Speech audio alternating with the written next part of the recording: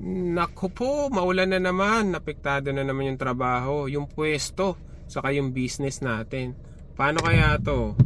Siyempre, iba pa rin kapag nasa opisina, nasa shop, or nasa physical store kasama yung ating mga katrabaho. Pero paano nga kapag ganito mga sitwasyon? What if yung ibang day-to-day na ginagawa mo to manage your business is pwede mo magawa online? Yun yung ituturo ko sa inyo ngayon using Kolabida. Okay, umpisahan natin yung pag-clock in ng yung mga ka-team or mga employees. Meron dito, pwede sila mag-time in or clock in.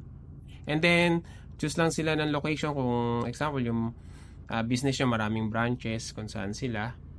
And then, if they will be working sa office, sa home, or other, pwede kayo mag-add nyan. So, right now sa home. And then, click lang natin yung clock in. So, pwede nang gawin to online. At syempre, pag natapos na yung shift nila, pwede na silang mag-clock out. At masisave nga yung kanilang attendance. Isa na nga sa mga very useful na feature ng Kolabida is yung pag-manage ng yung work. So, pwede tayong gumawa ng project. Fill upan nyo lang yung project details like yung project name, then yung date kung kailan magsimula yung project, and then kung may deadline siya hanggang kailan siya dapat matapos. Pwede rin naman na iset nyo siya na walang deadline. Then after that, saan nagpo-fall yung project, anong category siya, and then pwede mo rin iset kung sino yung department or saan department siya naka-assign. Like for this one, sa sales and marketing, kung sino yung client ng project na yon, kung may specific client ba or para lang siyang internal project ng team nyo.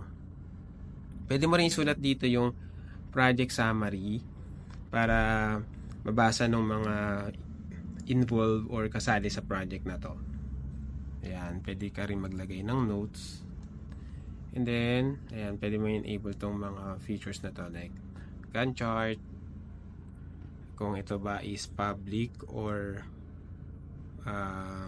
pwede ba yung taskboard nyo pwede makita using public link, o pwede nyo yan enable or disable. And then ayan, pwede rin i-assign dito kung sino yung mga kasali sa project. So ngayon sa isang tao lang muna natin siya i-assign. Other details, pwede kang mag-upload ng file. Ayan, choose ka lang ng file, then pwede mong i-select sa computer mo or sa mobile device mo yung file na yon, i-attach niya, i-upload niya. And then yung currency ng project, kung example itong is paid project, yan, kung may budget kayo, lagay mo dyan. Tapos yung estimated mo na hours na it will take for this specific project. And then allow manual time lag in case na pwede yung mga ka-team nyo, yung kasali dito sa project na ito, yung mga members, pwede sila mag-lag ng time nila manually or i-start nila yung timer sa specific project na to. And then, pwede rin si client isali nyo dun sa project para siya na mismo mag-add ng mga tasks para sa project na to. Kapag okay na yung mga details, click lang yung save. So, ayan na nga, na-create na yung una nating project. So, ngayon naman, mag-add tayo ng task sa loob ng project na to. So, click nyo lang tong project name. Ayan. So, sa project details, makikita natin may overview, tapos yung sino yung mga members ng project na to, tapos ano yung rate nila, ayan, yung other details. And then, punta lang tayo dito sa task or sa taskboard. Ayan. So, itong taskboard para siyang column eh. Mas madali siya visually gamitin. So, meron tayo ditong status incomplete, to do, saka doing, yung on process, di ba? And then, meron pa dito yung completed. Ayan, completed. Okay? So, say gusto nating mag-add ng task, click lang natin yung add task button. Then, fill upan nyo lang lahat ng mga task details. Ayan, so ito yung example ng task information, yung title, yan yung mga required. Yung basi asterisk na red, yan yung mga required na fields. Like itong task category, wala naman, so hindi siya required. Pero pwede ka mag-add ng mga bagong task category. Syempre, pwede ka rin dito mag-add ng employee or yung mga ka-team mo. Fill out mo lang yung details like employee ID, employee number, itong name, email. Pwede mag-upload ng profile photo ng yung employee, date of birth, designation. So kung meron kayong mga like manager, team lead, supervisor, admin, yan, pwede mong i-define yan. Tapos kailan sila nag-join sa company, and then gender, mobile number, yung country, yan, may drop down naman dyan, pwede mong iset.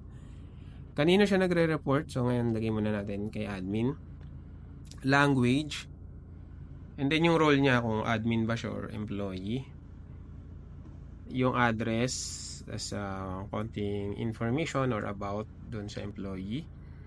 And then kung i-allow mo siya mag-login, maka-receive ng email notifications, yung rate niya.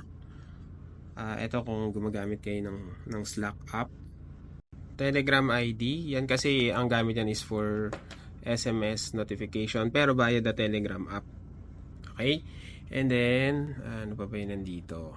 Ayan, kung may notice period sila, employment type, full-time, part-time, on contract, internship, yung marital status, yung probationary dates nila, and then business address, yan kung saan branch siya naka-assign. And then pwede rin pala dito guys, nakalimutan ko yung saang department siya, like sa HR ba siya, IT, sales and marketing, finance, etc. Ayan, so once okay na lahat yung information, click nyo lang yung save. Streamline your workflow and manage your day-to-day business processes using one platform. Mag-sign up na kayo for Collabida. We have a 15 days free trial, at kung gusto nyo tong ma-extend into 45 days, just comment the keyword GOAL, GOAL, and I will send you instructions on how you can do that. Okay, stay safe mga kanegosyo. Until the next video.